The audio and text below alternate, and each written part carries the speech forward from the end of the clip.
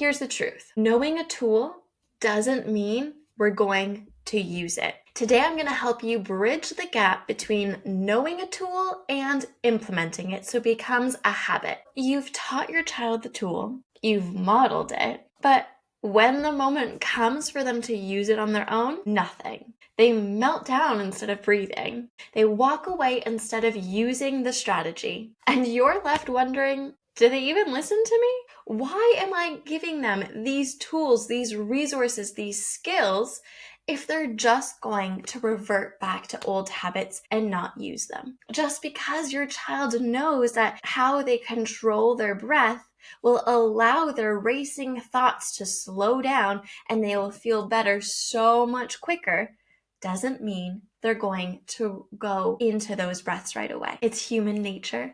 It's human nature for us to do the path of least resistance, which means until these tools that you've provided them become habits and routines, they will forever revert back to their old ways. Today, my goal is to bridge that gap. I'm going to teach you how to create habits and routines around the tools that you are desperate for your child to start implementing, whether it's to regulate their emotions or revise effectively. So grab your tea, grab your pencil and paper, because today is all about how to help your child go from knowing the strategies to actually owning the strategies. Let's dive in to episode 8 of the Mindful Toolbox.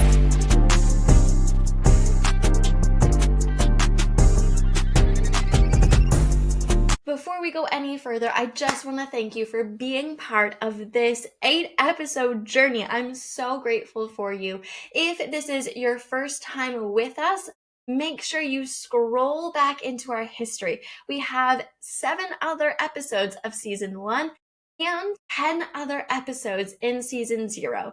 And I explain in episode 1 why there's a season 0. So don't hesitate to scroll back. I'm sure we've covered some of the other topics that you are already interested in. But let's not move too quickly. You are here for one reason. That is because the title identified a problem that you are dealing with. And it likely has something to do with supporting your child in actually doing the things that you and I both know are good for them, and they're struggling with that. Let's dive in. Every time I open the toolbox, I always feel like it is the perfect time for the perfect pour.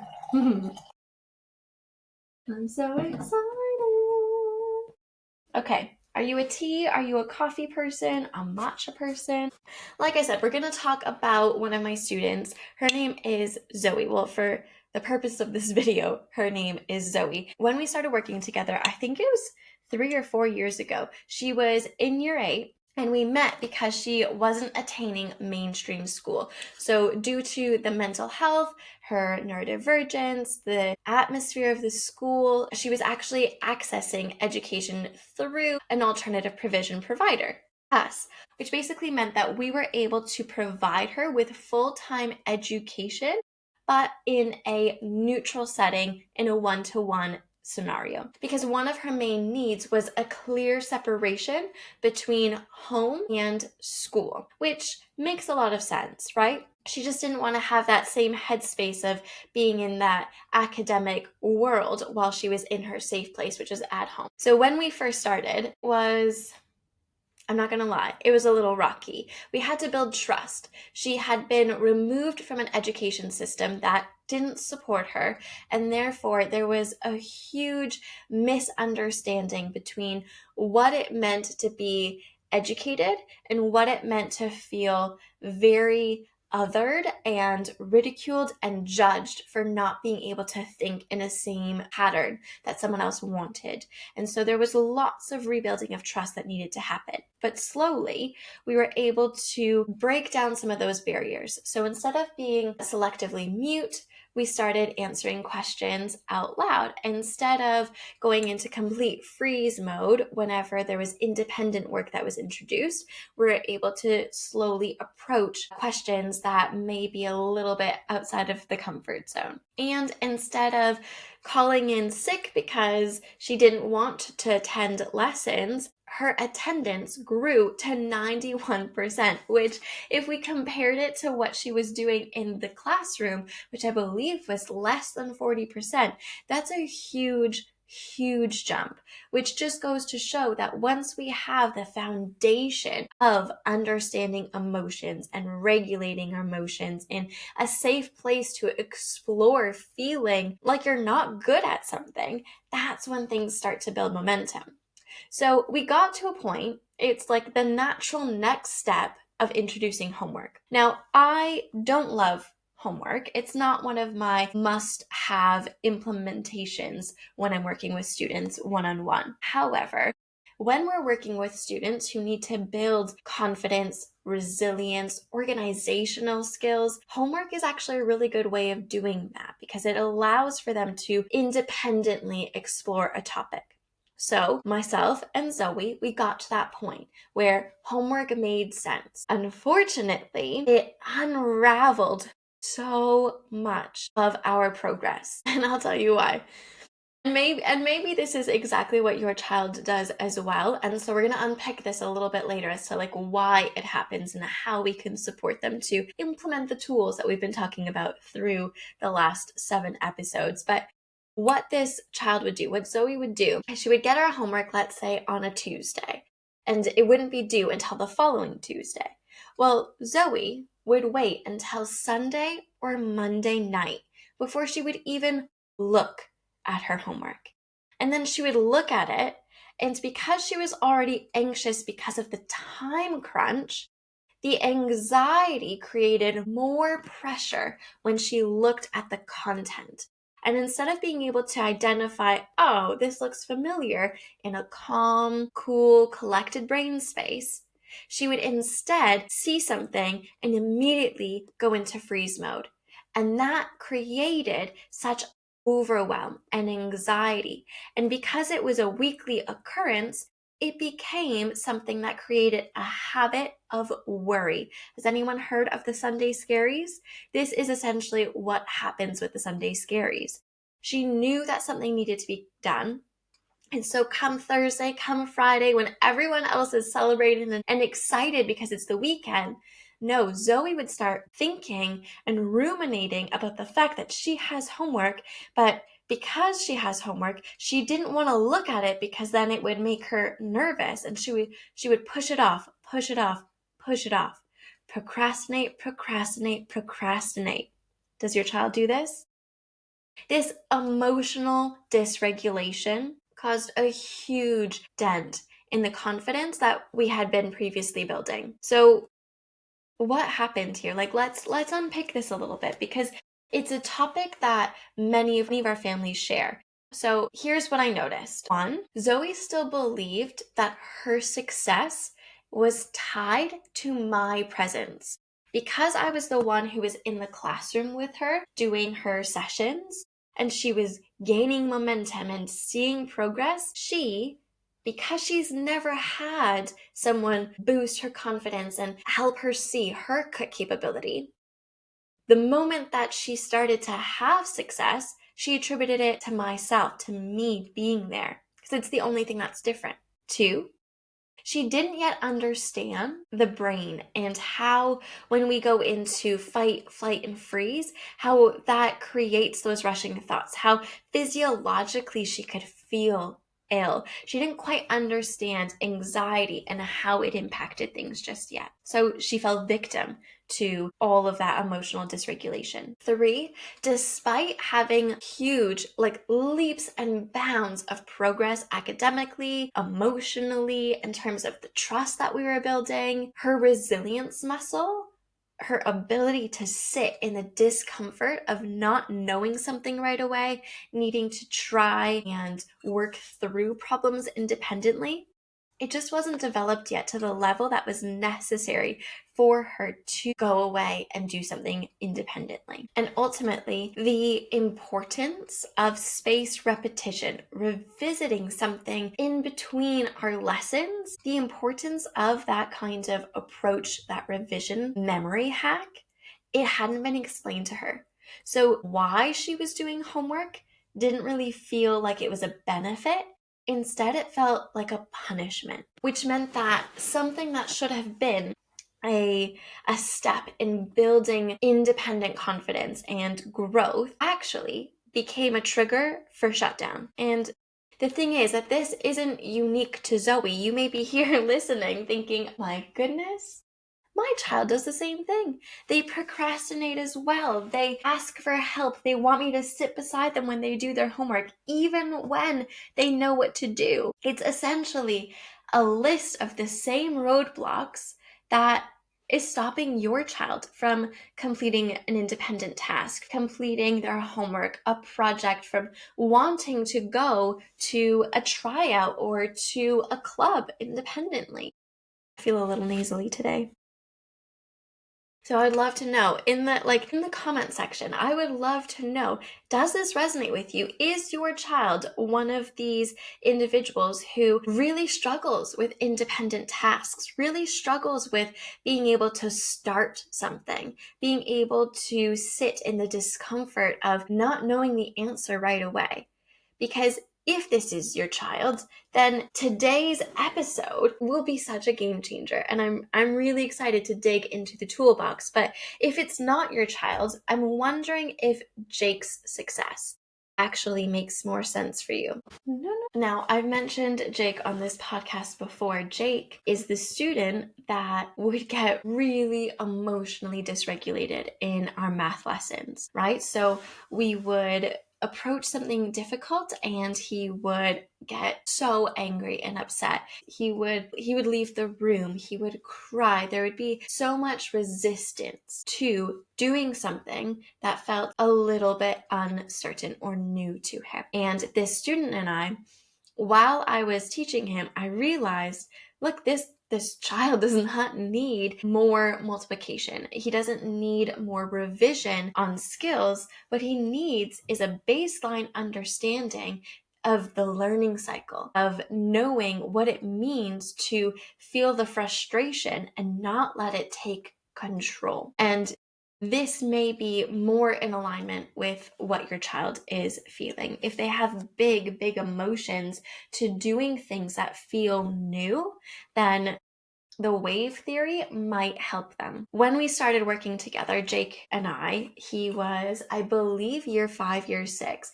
He's this funny and bright and confident child, except in math. Now, the moment something looked new or a little bit outside of his comfort zone, he'd shut down completely. And like I said, sometimes this meant pushing the worksheet away. Sometimes it meant that he would redirect and he would start becoming funny or wanting to tell me about a funny story. Whatever his techniques were, they were all just exactly that. They were techniques. They were procrastination. There were ways to push the effort down the line because the effort felt too uncomfortable.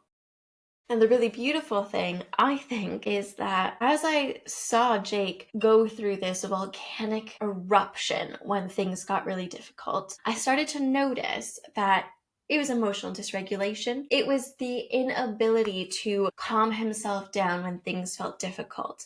That was the big obstacle, the big roadblock for his learning.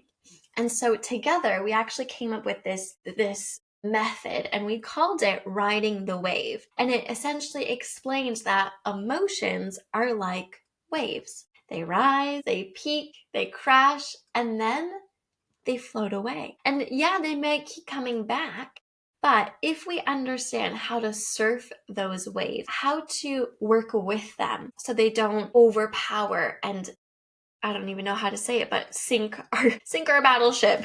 How we don't get pulled into that swirl of emotion. If we're able to stay on top of it, then we're able to find those moments of calm when those waves have passed and figure out how we're going to approach this new problem. Now, the beautiful thing is that because of how the wave theory was explained to Jake, he started to use it independently. Like I said with Zoe, she didn't have the understanding of what it meant to become overwhelmed with anxiety. And because I was able to, in the moment when Jake was feeling a little bit calmer, explain to him that he had just ridden a wave of emotion, And then we were able to draw it. And then every time we started to see a little bit of that fear or that overwhelm creep up, I started to say, I feel like there's a wave coming. Jake, what do you reckon? Or he drew this beautiful wave picture and had it at the corner of our table. And either I or he would point to the wave when he started to feel those emotions bubbling. And it was an indicator to both of us that we just need to pause and use some of the emotional regulation tools in our toolbox, like deep breathing, like chatting things out, like doing some doodling on the side before we went back to the work at hand. So we're able to revisit it again and again and again. And because we were able to scaffold this process, I was able to be there with him in the inception of it and reiterate it time and time and time again. As we were moving towards the homework or the independent work, it had already been an implemented skill. He understood why his body was going through it. He understood how he could support himself. He understood the importance of what we were doing and the reapplication of it. All of the things that Zoe was missing when she was given homework for the first time, which created that trigger of overwhelm, we were able to implement with Jake right from the beginning, which is why it was a successful implementation. It's why Jake was able to tell me that he was riding the wave without me having to do it anymore. I'd done the modeling, and he then started bringing that language into play for himself. And that's the difference. That's the difference with giving someone a tool or a skill and then letting them go, or giving them a tool, modeling it, working through it with them numerous times, revisiting it, and slowly pulling back your support as their confidence grows in using that tool. And I think that's the key here. With Zoe, the bridge between independent use and support, it hadn't been built. We had to revisit that and rebuild it. And yes, I am very, very happy to report that we were able to rebuild that with Zoe, but it took a little bit of time.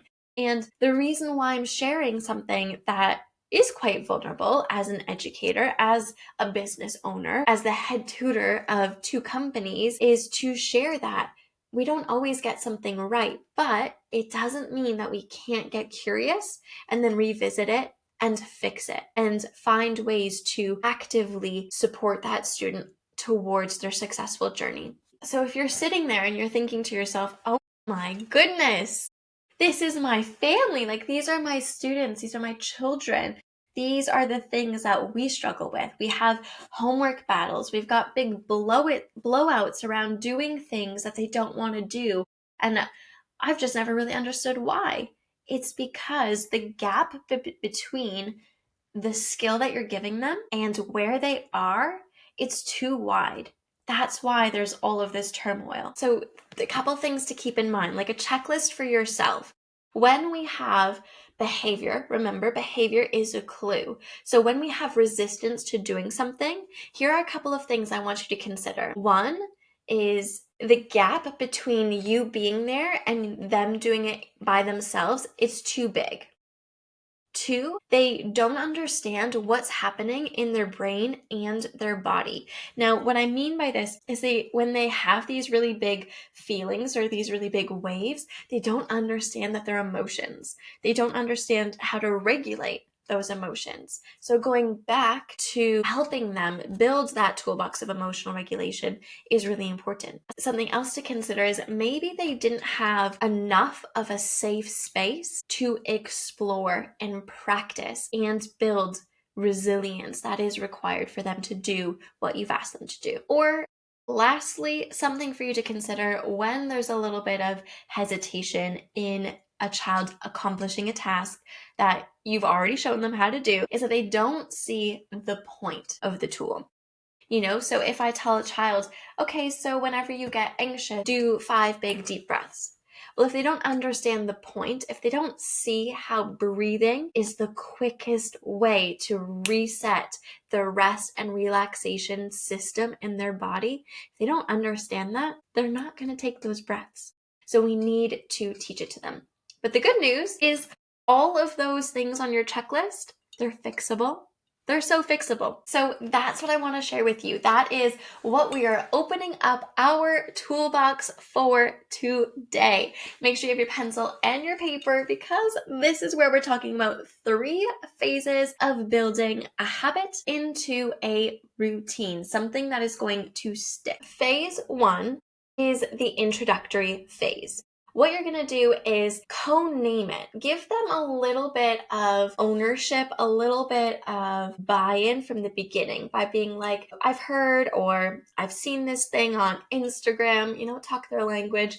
And it says that if we're really anxious, we take 5 deep breaths. Is there a code word that you think we could come up with? Whether it's someone little that you're talking to and you're talking about like dragon breaths, or you want to do, I don't know, elephant breathing. Like, pick their favorite animal. Do something with them that makes it feel like their own. When you introduce it to them, after you've named it, I want you to practice it, but practice it in calm moments, never in a crisis moment. We need our guard dog, our amygdala, the one that barks when things get a little bit nerve-wracking. We want that guard dog to be calm before we teach it something new. Same thing with your dog at home, right? Before you're going to teach it how to sit pretty, you're going to make sure that they're in a calm state. You're not going to do it when they're wild and pulling on the lead. Phase number 2 of introducing a tool that you want to become a habit is to enforce it with encouragement. Instead of being berated for not breathing to calm themselves down, you just have to calm down. Instead of using those really unhelpful phrases that you and I also dislike, we need to instead cue the tool early, celebrate the attempts, not just the successes. Jake, I can see that you're a little bit frustrated. I did notice that you took 1 really big deep breath before you kept going. Do you feel like that was enough? Ask questions and anchor practice to routine. And phase number 3, evolve to independence. So fade your prompts slowly. Don't teach it to them in one day and the next day you just expect them to go and grab that blanket that is their clue to you that they are emotionally dysregulated. We talked about having a calming corner, and maybe there's a blanket that they snuggle with when they want you to go in and support them with regulation. If they're in a meltdown and they haven't grabbed that blanket, now's not the time to pull them up on it. Slowly start bringing it to them as a question. Would you like this or would you like that? And then little by little pull them away. A really good thing to do as well is after a moment happen, reflect with them. What helped? What didn't help? If you want your child to be able to independently do homework and yet they're always asking you to sit beside them when they do it, can they do 2 questions before you come and sit beside them?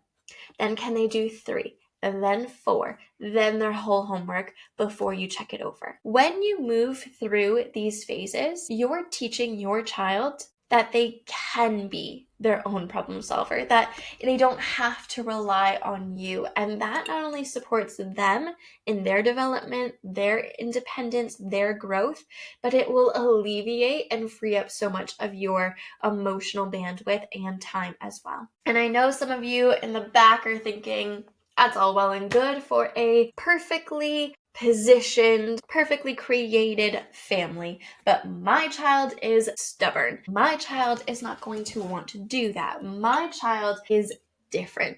Yeah, they probably are. And you probably will come against lots of hesitation and resistance. It's just the way things are. When we are introduced to something new, automatically it is uncomfortable and we don't want to do it. That's normal. That's a very natural state. So when there is resistance, I want you to ask 3 things. Is this a resistance because it's about skill, fear, or can you guys hear those? Dogs barking? I'm trying to podcast. Oh my God.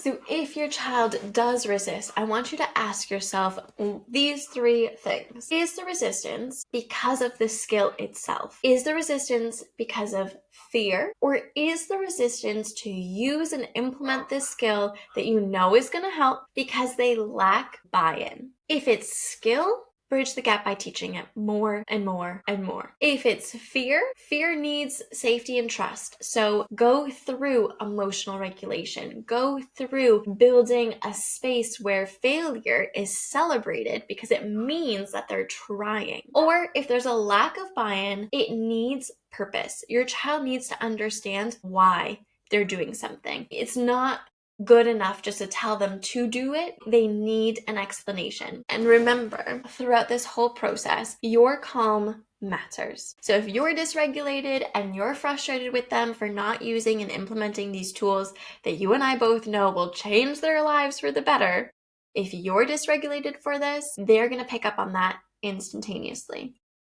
Instantaneously. They're going to pick it up right away. And I know I don't need to tell you this because you yourself have tried to implement habits and they don't always stick. But here's a friendly reminder, even for myself, because sometimes I get frustrated too. Habits are not built in a week. They're built in the space between effort and rest. So your job isn't to be the constant reminder that nags, reminds. Your job is to be the safe space where they get gentle encouragement, they get praise for when they try something, even if it doesn't work, and they get the biggest celebration from you when they implement that skill independently. As always, I'm going to leave you with an action challenge, which means I'm going to remind you that there's one thing that makes something stick, and that is action. So let's find a way that we can implement this, you and I, right now. Let's game plan for how we're going to make this work. What I encourage you to do is think about a skill or a tool that you know your child could really benefit from having. Whether it's knowing and understanding how to handle their anxiety, whether it's not blowing out when things don't go their way, or when they come across something difficult, or it's cleaning their room. Is there a way that we can build this into a 2-minute daily routine? Something that we can do at the same time every day. Is there a way that we can encourage the application of this routine and celebrate the effort? And no, I'm not saying every day they have to get a sweet or money or something physical for accomplishing something.